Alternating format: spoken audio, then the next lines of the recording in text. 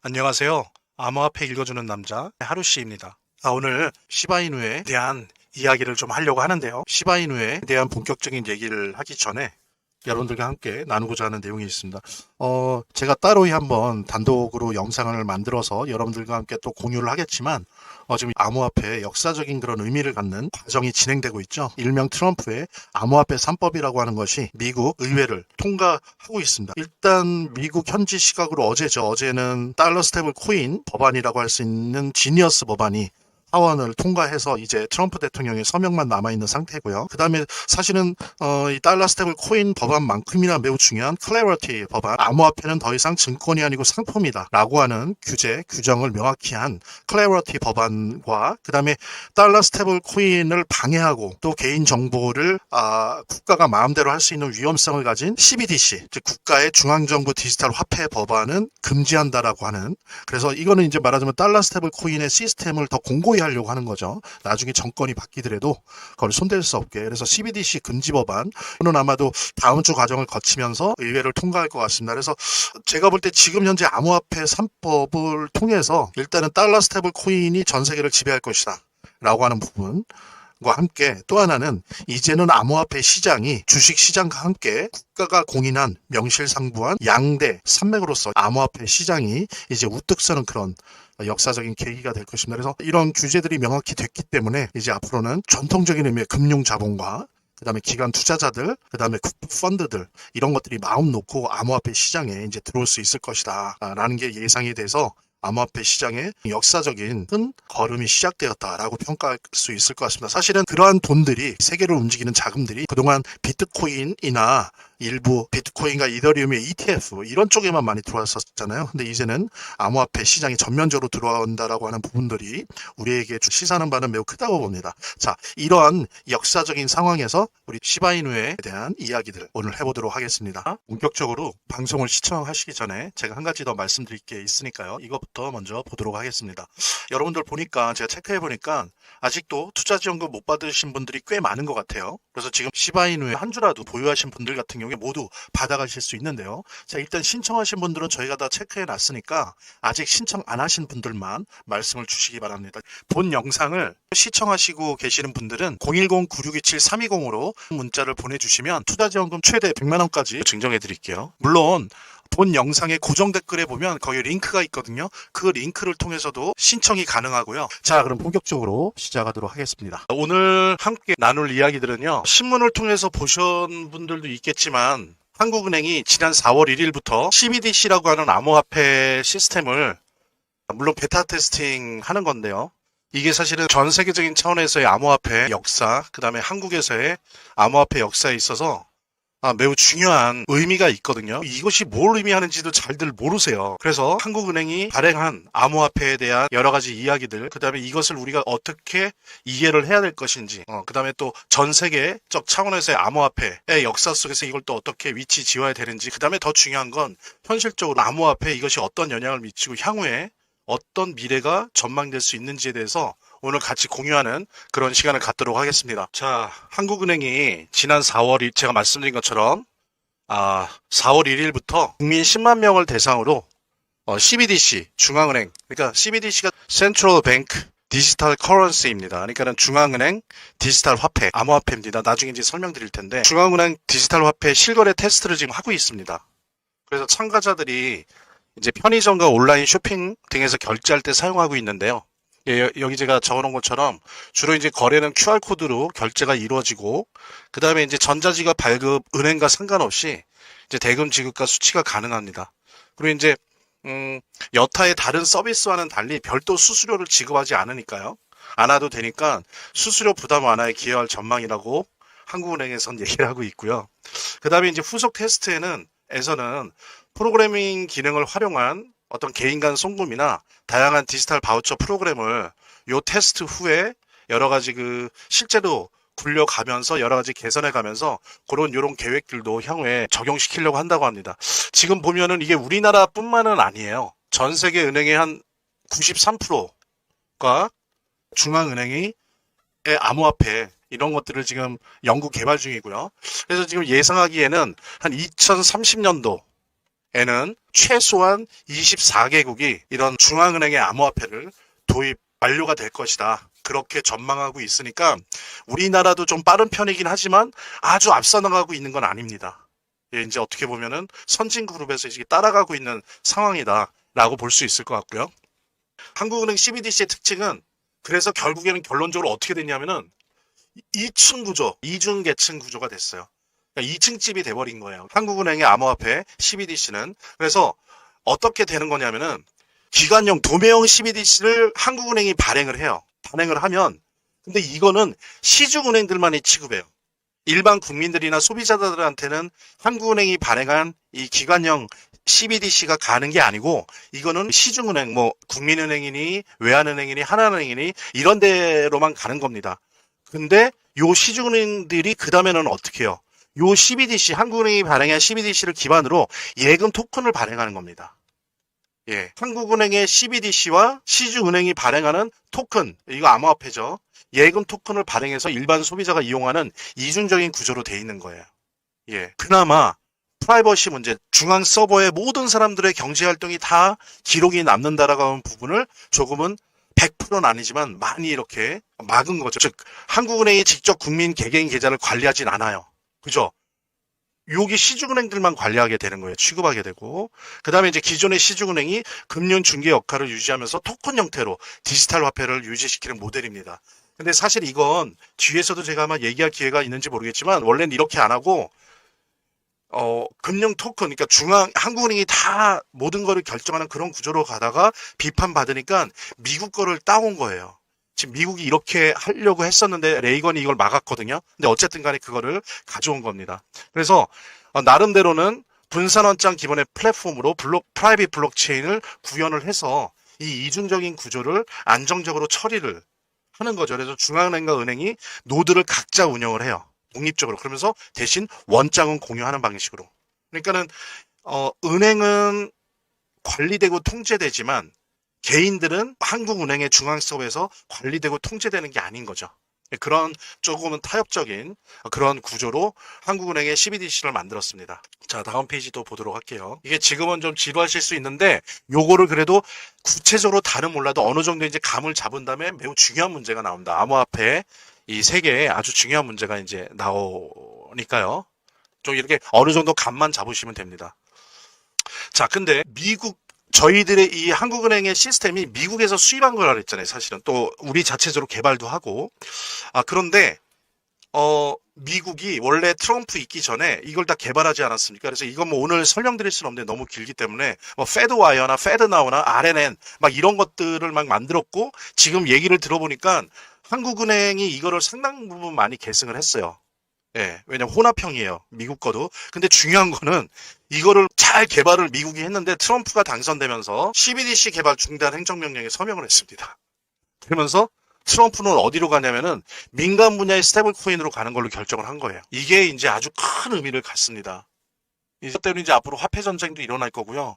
아마 이제 미국과 중국의 패권도 요 영역에서 이루어질 거고, 그리고 이 영역에서 다른 여타의 모든 암호화폐의 역사가 바뀔 거예요. 이 영향력이 엄청나게 큰 어떤 결정을 트럼프가 한 겁니다. 트럼프는 명분은 그거였죠. 개인의 프라이버시를 지켜내야 된다. 미국은 자유주의 국가고 따라서 프라이버시를 지켜내야 된다. 뭐 이런 거였지만 실제로는 트럼프 엘리트들의 주력이 페이팔 마피아들이죠. 그래서 페이팔 마피아나 어떤 AI 블록체인 업계랑 이미 트럼프가 한몸이 됐기 때문에 민간이 하는 달러 스테이블 코인을 선택한 거다라고 볼 수도 있습니다.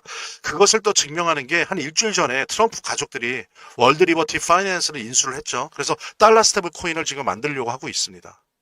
예. 그래서 사실은 트럼프 개인의 그리고 트럼프 엘리트들의 어떤 그런 사업적, 비즈니스적 어떤 의미나 목표도 녹아 들어가 있다. 그거는 사실인 것 같고요. 예. 그리고 이제 그 시장의 구체적인 내용을 보면 이미 말씀드린 것처럼 스테이블 코인이 거래량이 15.6조 달러예요. 벌써 작년에 엄청난 거죠. 그러니까 비자 대표적인 신용카드인 비자 네트워크의 실적과 맞먹는 수준에 도달했어요. 벌써 이렇게 커졌으니까 이게 우리는 잘 모르는데 현실이 돼버렸어요. 여러분들 동대문 한번 가보세요. 동대문에 있는 원단 무역상들이나 이런 사람들 다 은행도 없어요. 환전 수수료도 없이 그냥 이 스마트폰으로 테더로 왔다 갔다 한다고요. 제 친구가 그래서 원단 장사하는데 한 50만 달러, 100만 달러 정도, 그러니까 50만 달러 이하는 확실히 테더로 한대요. 근데 100만 달러면은 조금 주저주저 하는 사람들도 있는데 벌써 이제 그런 현실이 돼서 우리가 모르고 있을 뿐이죠. 이미 달러 스테이블 코인이 현실로 들어와 있어요. 그 다음에 이제 또 뭡니까? 이것도 그냥 소문 없이 됐는데 아까 제가 그랬잖아요. 트럼프의 핵심 엘리트들이 페이팔 마피아들이잖아요. 페이팔은 이미 2023년에 재작년에 파이 USD 이거 달러 스테이블 코인이에요. 이거 이미 하고 있어요. 그리고 리플로 유명하죠. 리플 암호화폐. 리플은 XRP는 이미 작년에 RLUSD라고 하는 달러 스테이블 코인 승인 받아서 이미 막 유럽에서 유통시키고 있어요. 예, 그 다음에 또 하나는 비자나 스트라이프 등 주요 기업들도 스테이블 코인을 결제 시스템에 통합하고 있습니다. 예, 이미 핀테크 기업이나 대기업들이 이렇게 채택하고 있다는 거죠. 이게 구체적으로 뭐가 좋으냐면은 기업 차원에서 약 150억 달러의 비용 절감이 있어요. 왜? 수수료가 없으니까. 수수료가 없거나 수수료가 절감되니까. 그 다음에 이게 2028년도까지는 260억 달러에 이를 거로 보입니다. 예, 왜냐면 중개인이 없고 또 블록체인 기반 시스템의 효율성 때문인데요. 우리나라 같은 경우도 한국의 국제거래 10%를 달러 스테이블 코인으로 했대요. 작년 1년 동안. 그래서 아마도 거의 모든 기업들이 발행할 거예요. 이미 달러 스테이블 코인이 입법화가 완성이 되면 미국에서 달러 스테이블 코인을 발행하겠다라고 직간접적으로 의사표현을 한 게 벌써 페이스북, 그 다음에 스타벅스, 그 다음에 여러 항공사들, 자기네들 마일리지를 이제 달러 스테이블 코인이랑 연계시키려고 하는 거겠죠. 그 다음에 이제 세계에서 제일 큰 쇼핑몰을 가지고 있는 아마존, 그 다음에 애플, 그 다음에 구글, 그리고 제가 들은 바로는 삼성전자도 준비하고 있습니다. 달러 스테이블 코인 발행하는 회사가 되려고. 그래서 이거는 웬만한 기업들은 다 할 거예요. 그러니 앞으로는 어떻게 될 것 같습니까? 그러니 이렇게 황금알을 낳는 이 사업을 다른 기업들이 안 하겠어요? 그 다음에 생각해 보세요. 웬만한 마일리지 갖고 있는 회사들은 다 하려고 할 거예요. 왜냐하면 자기들이 갖고 있는 마일리지랑 달러 스테이블 코인을 호환시키려고 하니까. 이런 와중에 한국은행이 달러 스테이블, 민간의 달러 스테이블 코인의 세계와는 다른 중앙은행에서 발행하는 암호화폐 CBDC를 발행을 하는 거예요. 그래서 이거랑 경쟁하려고 하는 겁니다. 같이 공유하시면서 본 영상을 시청하시고 계시는 분들은 010-9627-320으로 문자를 보내주시면 투자지원금 최대 100만원까지 증정해 드릴게요. 물론 본 영상의 고정 댓글에 보면 거기 링크가 있거든요. 그 링크를 통해서도 신청이 가능하고요. 이렇게 더보기란이 있습니다. 이 더보기란을 클릭을 하시면 다음 이런 화면이 나오는데요. 이 화면에서 모바일 링크가 있습니다. 이 모바일 링크 아래에 이 링크를 클릭을 하시면 이런 화면이 나오는데요. 여기서 이제 해당되는 웹을 클릭하시면 되는데 저 같은 경우에 아이폰이니까 사파리를 클릭하시면 됩니다. 그 다음에는 열기를 클릭하시면 되고요. 그 다음에 보면은 이렇게 보내기 버튼만 누르면 완료됩니다. 자, 이렇게 편하게 몇 번의 클릭만으로 보시는 거 활용하시고요. 구독자 및 시청자분들에게 간단한 안내 드립니다. 이 화면의 고정 댓글에 보면 구독자와 시청자분들에게 드리는 무료 혜택 설명이 있거든요. 여기 보면 암호화폐 투자 관련 서적이나 투자지원금 최대 100만원까지 증정, 98% 성공 확률의 타점 검색기, 무료 증정 등의 혜택 설명이 있으니까요. 꼭 한번 봐주시기 바랍니다. 자, 아까 말씀드린 것처럼 트럼프가 미국의 연방준비은행이 준비하고 있던 CBDC 개발을 금지하는 행정명령을 서명했죠. 그래서 달러 스테이블 코인으로 이제 방향을 잡았습니다. 자, 이렇게 되면 또 하나가 뭐냐면 브릭스 있죠, 브릭스 주도의 CBDC를 지금 만들려고 하고 있어요. 유로도 마찬가지죠. 유로 CBDC를 만들고 있습니다.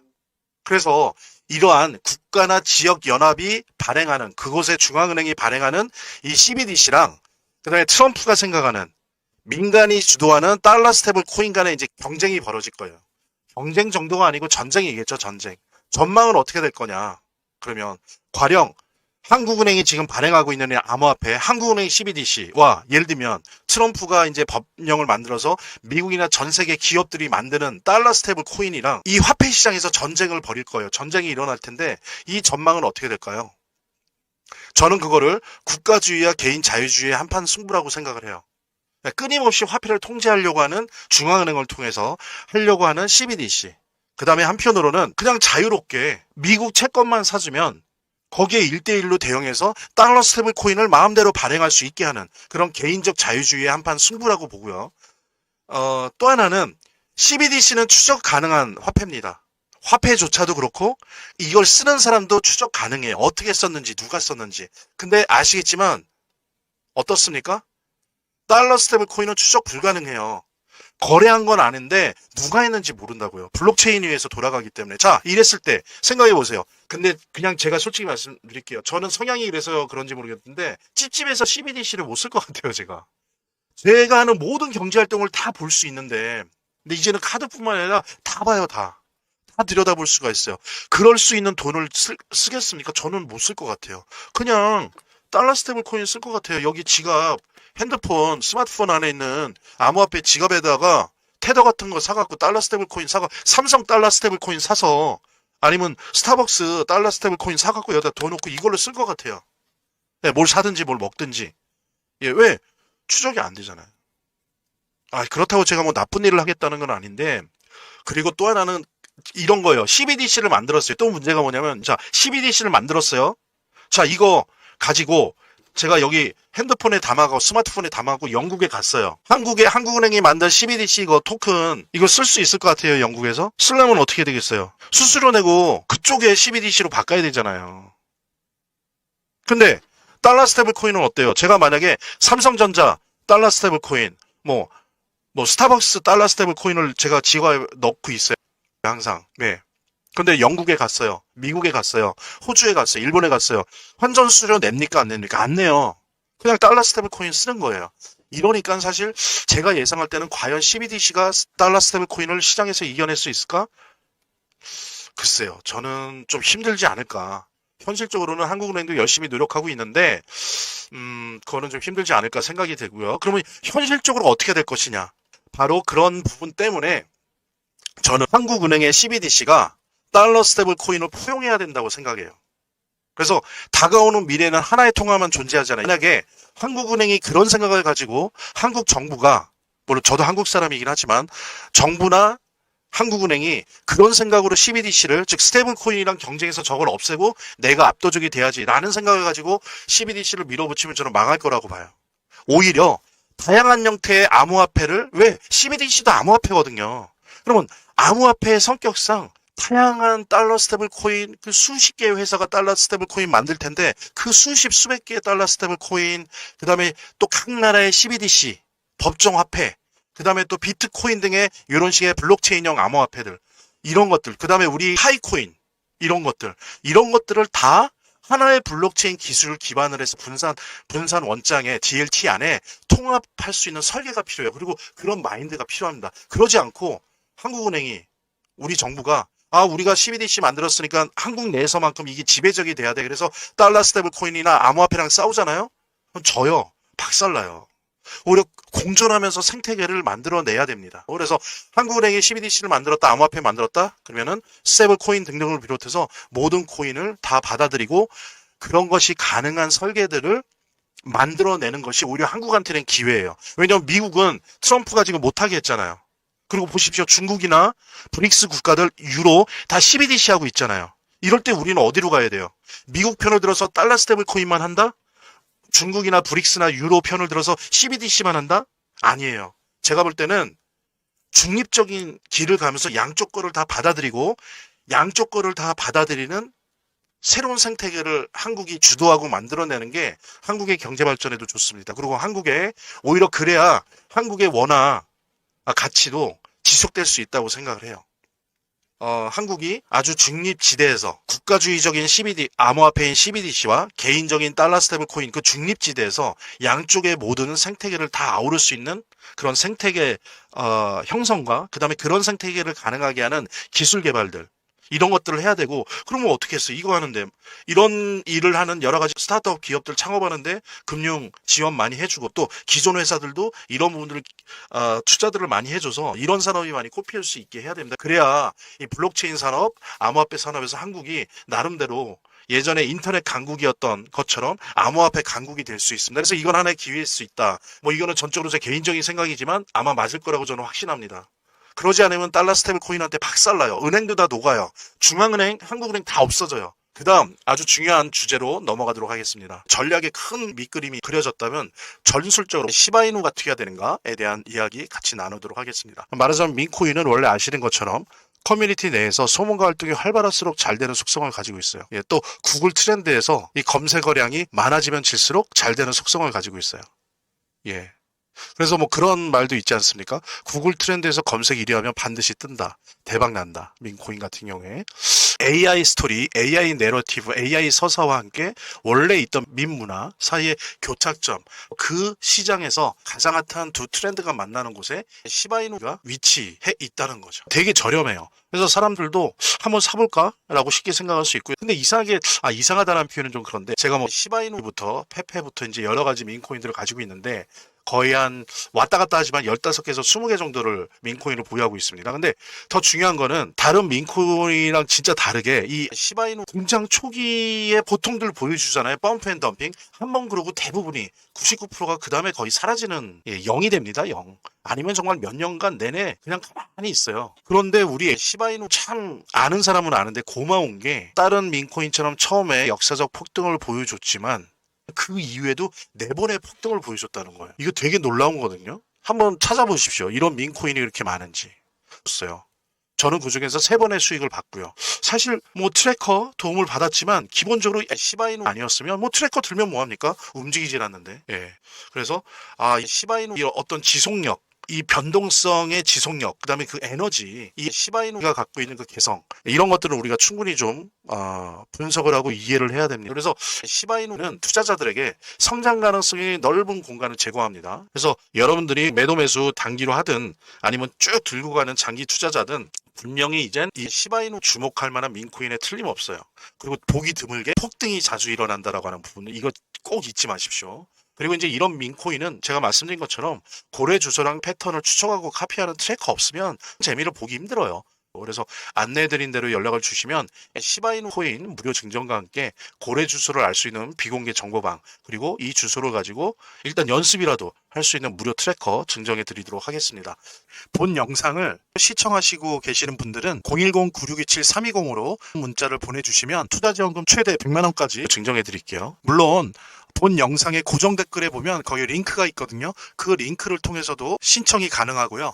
이렇게 더보기란이 있습니다. 이 더보기란을 클릭을 하시면 다음 이런 화면이 나오는데요. 이 화면에서 모바일 링크가 있습니다. 이 모바일 링크 아래에 이 링크를 클릭을 하시면 이런 화면이 나오는데요. 여기서 이제 해당되는 웹을 클릭하시면 되는데 저 같은 경우에 아이폰이니까 사파리를 클릭하시면 됩니다. 그 다음에는 열기를 클릭하시면 되고요. 그 다음에 보면은 이렇게 보내기 버튼만 누르면 완료됩니다. 자, 이렇게 편하게 몇 번의 클릭만으로 보시는 거 활용하시고요. 구독자 및 시청자분들에게 간단한 안내 드립니다. 이 화면의 고정 댓글에 보면 구독자와 시청자분들에게 드리는 무료 혜택 설명이 있거든요. 여기 보면 암호화폐 투자 관련 서적이나 투자지원금 최대 100만원까지 증정, 98% 성공 확률의 타점 검색기, 무료 증정 등의 혜택 설명이 있으니까요. 꼭 한번 봐주시기 바랍니다. 구독과 좋아요 한 번씩 눌러주시고요. 제 채널의 유일한 에너지니까요. 다음 영상에서 다시 찾아뵙겠습니다. 시청해주셔서 감사합니다.